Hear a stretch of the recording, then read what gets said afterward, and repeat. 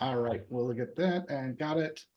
All right, so thanks everyone. I do want to dive into the intricacies of the AI product lifecycle. We know that today's rapidly evolving landscape, AI really stands at the forefront. It revolutionizes industries and is currently reshaping the way in which we live, work, and think. But this has been an ongoing journey that started back in the 1950s. But today, we're seeing businesses rush to integrate AI into their products or solutions. Or even more importantly, in my mind, they're focusing on natural or AI first solutions. That's where you actually build the product around AI versus it being an add-on, a secondary thought. Product managers and product leaders' ability to understand that unique life cycle of an AI product then becomes key to long-term success. We are, as product managers, as product professionals, we know that there is a traditional product life cycle.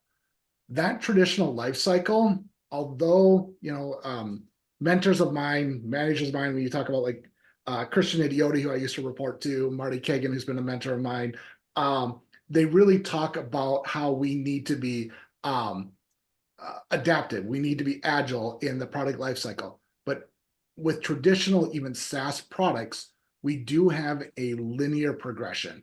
It starts with requirements. It moves systematically through design, development, testing, and deployment. Each of these stages do offer a distinct process, and there's limited loopbacks that do happen. But we do. With strong companies, they do see the loopback happen, but it's just not as much that needs to happen as we do with AI product life cycles. They are inherently iterative.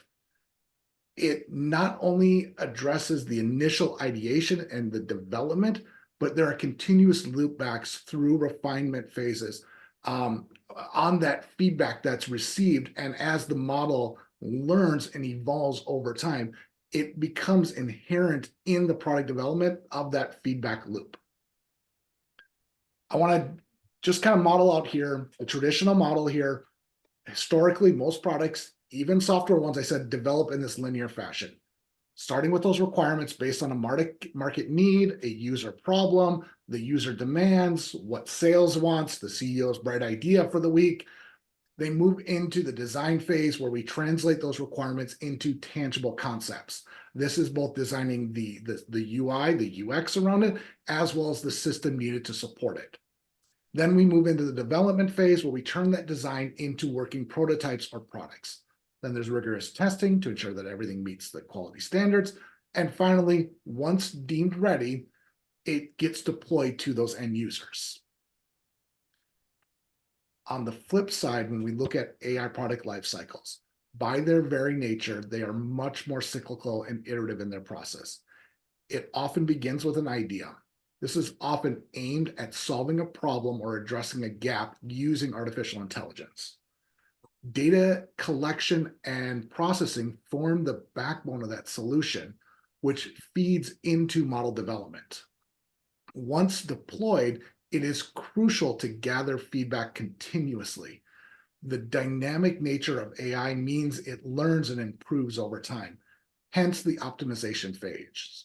This is where we often see loopbacks to refining data or the very model itself. Comparing an AI products to most traditional SaaS products, the development process of those traditional products can seem relatively static. Once deployed, changes usually are the result of an update or a version fix. With AI products on the flip side, though, this becomes much more dynamic. They are expected to evolve and adapt, improving continuously based on the user's interaction and the feedback that is received. In traditional lifecycle products, the foundation is the requirements. What's the end result that we need? In contrast, AI life cycles are predominantly data-driven. With generative AI, we don't necessarily know what we're going to get in the end, but we know what we're feeding into it. The quality and quantity of the data that's used to feed that model can significantly influence the product's efficacy. For traditional products, deployment often represents the endpoint of that version, with future versions coming in any subsequent release versions that come out after that. For AI, deployment is just a stage. Feedback is integral and leads to frequent optimization through evolution, making the life cycle more of a continuous loop. Traditional products often react to market feedback. AI products not only react, but also proactively adapt by learning from patterns and improving autonomously. By comparing these two life cycles, it's clear to see that while traditional approaches provide a solid structure for many products, AI products require more flexible, iterative, and data-focused approaches to truly harness their potential. Anyone have any questions on that? All right. I explained it perfectly the first time. Great. All right. I want to jump into each of the 5 stages just to give you an idea of what those stages look like. All right. Stage 1, idea generation. This is the starting point. This is where we identify the problem. Every groundbreaking AI product begins by addressing a specific problem or gap in the market, whether it's a consumer need or a business challenge. Clear problem identification acts as the compass for the entire AI product journey. This is where you look at being a painkiller versus being a vitamin, by identifying a problem that actually exists and needs to be solved.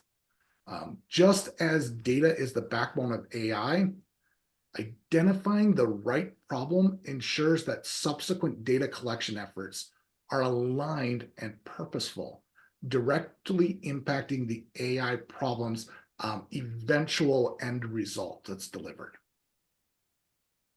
This is where we understand the landscape, market research, feasibility studies. We need to look at what is out there, what are the existing solutions, what are the potential competitors, what are the emerging trends. Feasibility studies ensure that we identify problems that are solvable with current AI technology, or we can make them solvable with what exists today, and that there's a genuine market demand for that solution. This provides early insights into the kind of data that will be required. Resonating really with that concept that I want to drive home is that this is the stage that involves collecting relevant, diverse, and accurate information to be able to do the same when we get to the data collection process. This is where we set objectives and key results, creating our blueprint for success. By setting robust OKRs early in the idea generation phase, teams have a clear vision to work towards and benchmarks to measure against, ensuring data and resources are directed correctly. And finally, this is where we begin looking at the ethical considerations. In the era of AI, ethical considerations cannot be an afterthought. They need to be a fundamental part of idea generation. This includes implications on data privacy, the potential biases in the data, the sample that you're going to collect, and the broader societal impacts of that AI solution. As AI products can significantly impact the users and society, ensuring they are developed ethically becomes paramount. This means being transparent about data collection methods, considering the consequences of AI decisions, and proactively addressing any potential biases. Essentially, making sure that the backbone, the data of the AI that's going to be collected, is used responsibly. Next, we're going to move on to data. First, we need to focus on mastering the sources. What are our collection techniques? What are our data sources? Identifying and tapping into the right sources is paramount to any AI product. These sources can range from structured data sets and IoT devices to unstructured sources like social media or video content. One example here is Tesla. They offer a great example of how to leverage unique data sources. By tapping into their fleet of vehicles, Tesla engages in continuous real-time data collection from a variety of terrains, weather conditions, and driving scenarios, making it a masterclass in data collection. This approach not only ensures a rich data set, but also positions Tesla at the forefront of autonomous driving technology evolution.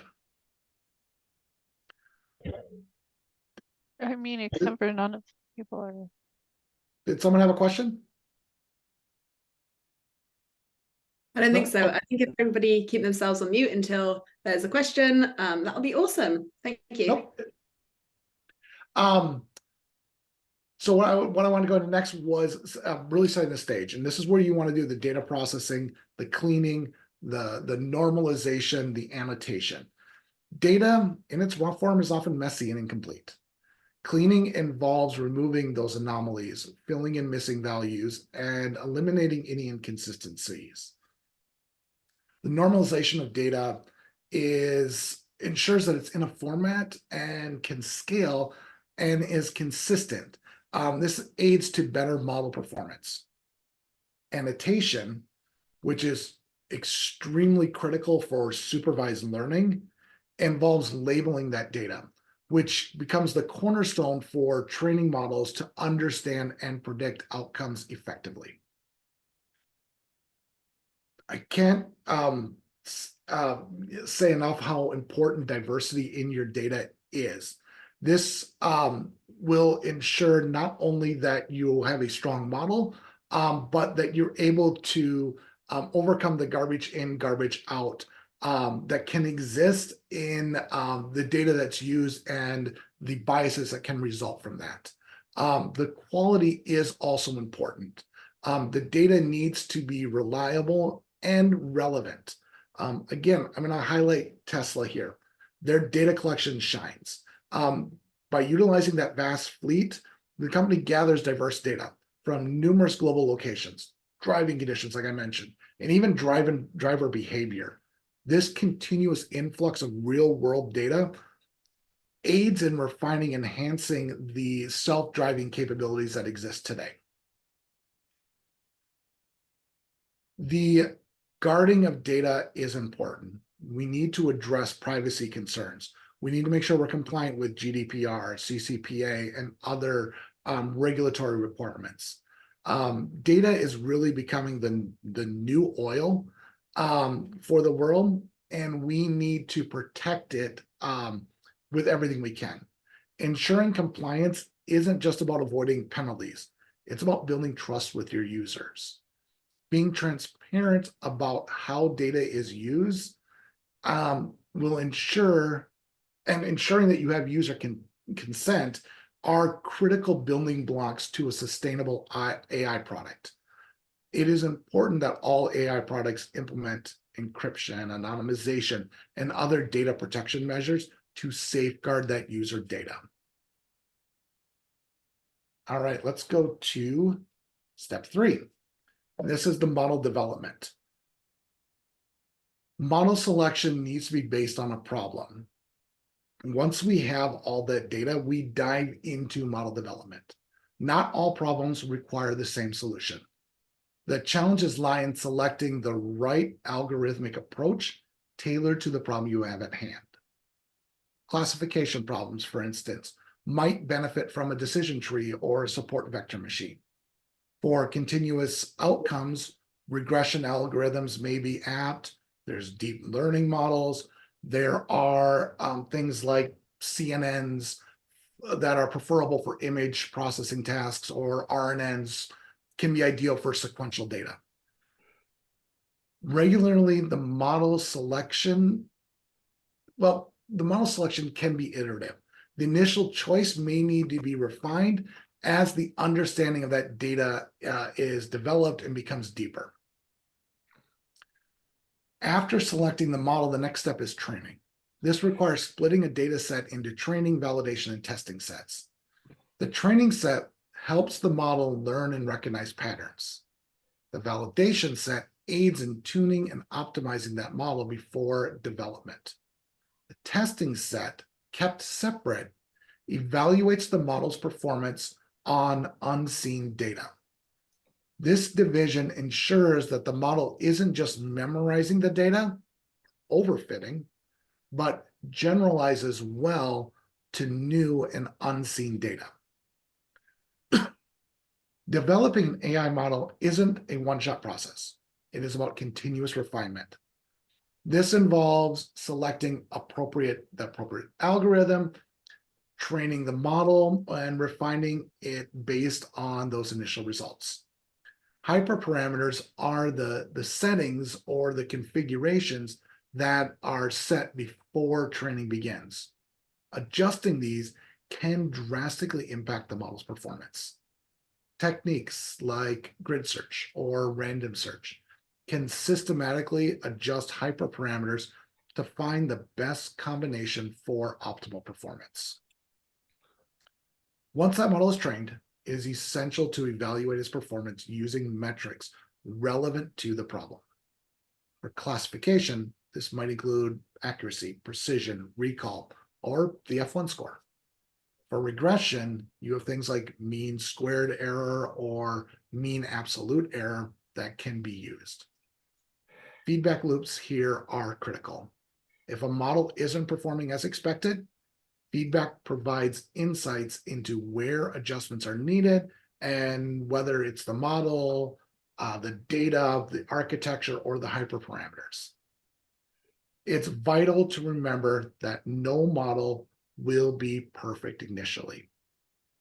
Continuous iteration and feedback-driven improvements are the key to successful AI model development. Surprised nobody's had any questions yet. This is some deep stuff here. So transitioning to real world. This is where we go into deploying it out there for users to get their hands on it.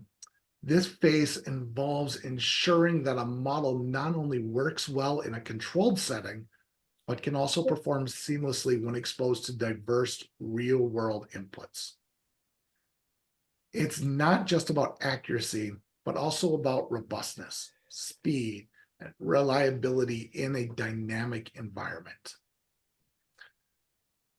As AI solutions grow in user base or application breadth, it is critical to ensure they scale effectively without performance degradation. This involves provisioning for increased computational needs, storage, and network capabilities. Cloud platforms, edge computing, distributed systems can all play a significant role here. Scalability isn't just about handling more data and more users, but it's also about the model's ability to adapt and evolve with changing requirements. Deploying an AI solution doesn't exist in isolation. Often, it needs to be integrated with existing IT infrastructure, databases, or a software ecosystem. This is where APIs, microservices, and middleware can become instrumental. They can allow for the AI model to communicate, fetch, or deliver information to and from those other systems. Challenges often arise, such as versioning conflicts, data format mismatch, or latency issues. The effective integration involves preemptively addressing these issues. This is where we need to keep a watchful eye and with our monitoring and looking at that user feedback. Once deployed, the journey isn't over. Monitoring the model ensures it functions as intended, and we can identify the areas that need improvement. This involves tracking a model's performance metrics, system health metrics, like latency or uptime, and the user's interactions with the system. I want to take Google's BERTs as an example here. After its deployment, continuous feedback loops, both automated and from user interactions, have helped refine its capabilities, ensuring that it remains a leader in its domain. User feedback is particularly invaluable here for insights. Direct user experience can often highlight those unanticipated issues or new feature requests, driving a model's evolution. All right, last stage here is the maintenance and the optimization. Just as we validated a product before full-scale deployment to ensure it's ready for the real world, maintaining an AI model post-deployment is akin to ongoing validation in a constantly changing environment. As the world evolves, so does the data. A model that performed well yesterday might not be as effective today due to changes in the underlying patterns or the user's own behavior helping that model evolve. Regularly updating the model with fresh data ensures that it remains current, accurate, and relevant, consistently delivering the high-quality results that you hoped for. We need to focus on data drift and address it when it happens. Data drift is when the statistical probabilities of the model's input data change over time. This can degrade the model's overall performance. Proactively monitoring for drift is crucial. Tools and metrics can be deployed to detect shifts in data distribution, triggering retraining or model adjustments.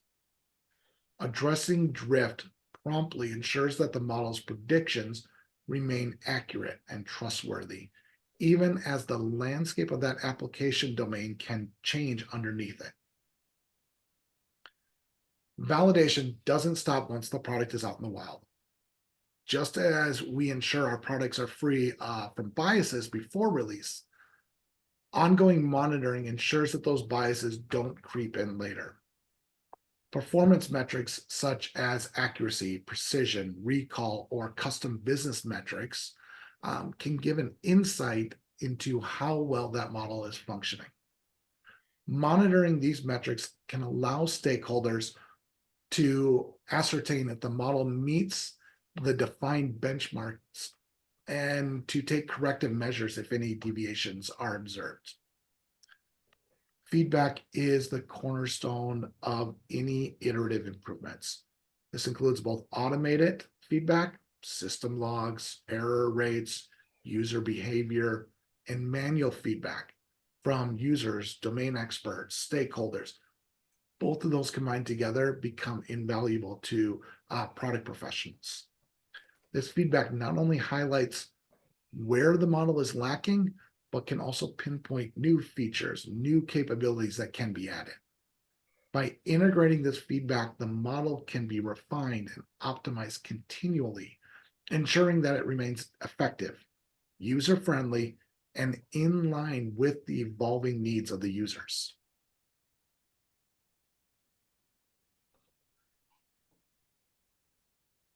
All right, that's what I wanted to share today. Just a few things I wanted to highlight here as I can wrap up and take any questions anyone has. The AI product lifecycle is dynamic. It is iterative. It is ever evolving in its nature. AI products evolve with new data, with feedback, with technical advancements, and with the user's own behavior and interaction with that system. The life cycle of AI products cannot be linear. They need to be iterative. They often need to as you develop them, you will often need to revisit earlier stages based on what you learn, based on feedback, based on changes in the objectives. That has to do with the non-deterministic nature of a lot of AI products.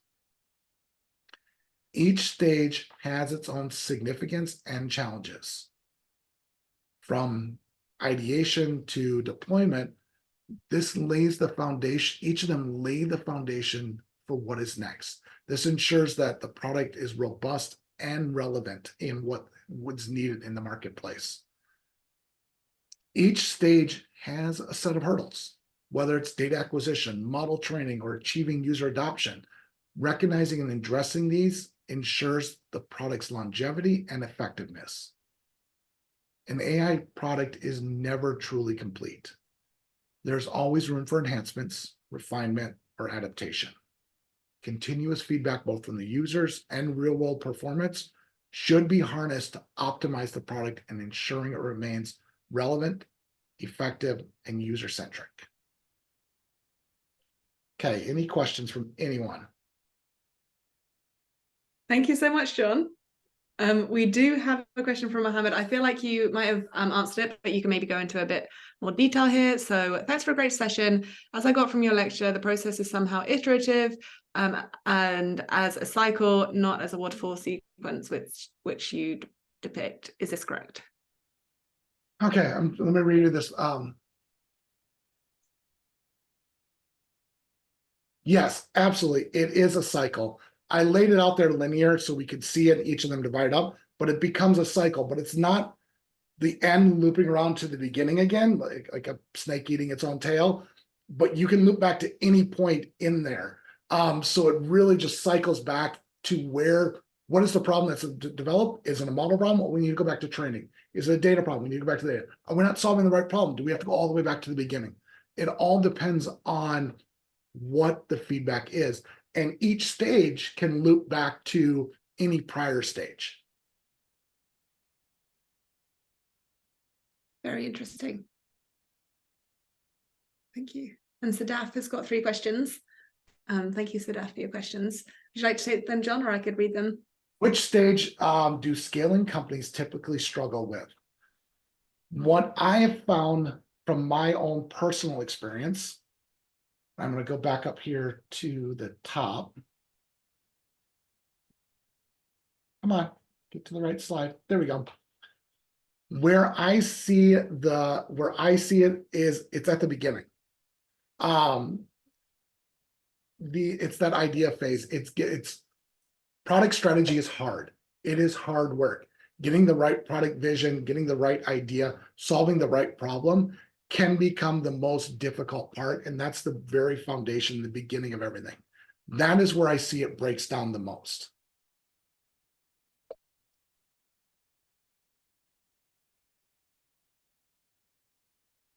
Is there a monetary cost for retraining models based on feedback loops? There's always a cost. Yes, there is. So it's balancing that. What's the value gained versus that cost, and always look at it. When I was working with my teams, one of the things we did, we looked at what's our sprint, knowing our sprint cycle. If it's a 1-week sprint, what's the cost of that sprint from a developer cost, design cost, QA costs, and PM costs? What does it actually cost us to do a sprint? Well, what is the monetary value that we're going to deliver? What is this actually going to do to improve for us?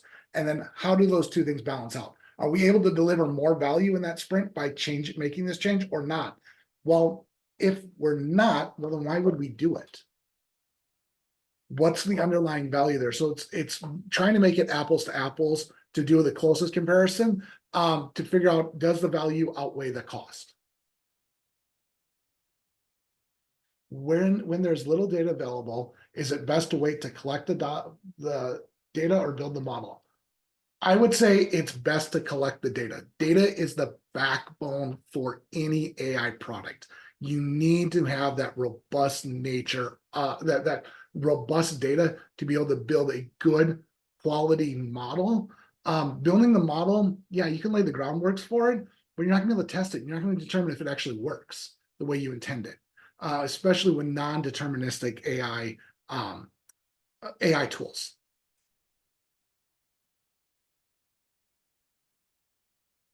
Oh, Sam, good question. Curious about the collaboration with engineering teams, so the life cycle.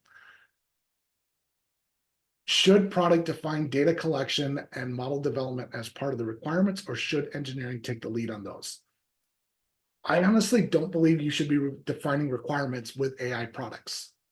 You should define the problem and the data that's needed around it, and make sure that those two things align. It needs to be collaborative. I talk about the Troika, which is a model that I love to work in, which you have in traditional products, you're going to have the product manager, the lead engineer, and the designer. Those 3 people work together as a collaborative team to solve problems.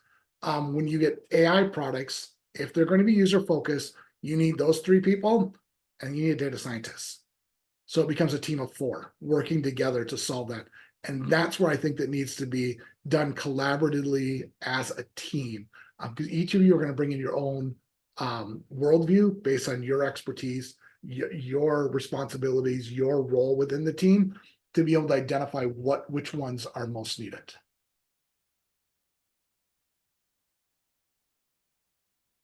Any other questions from anyone?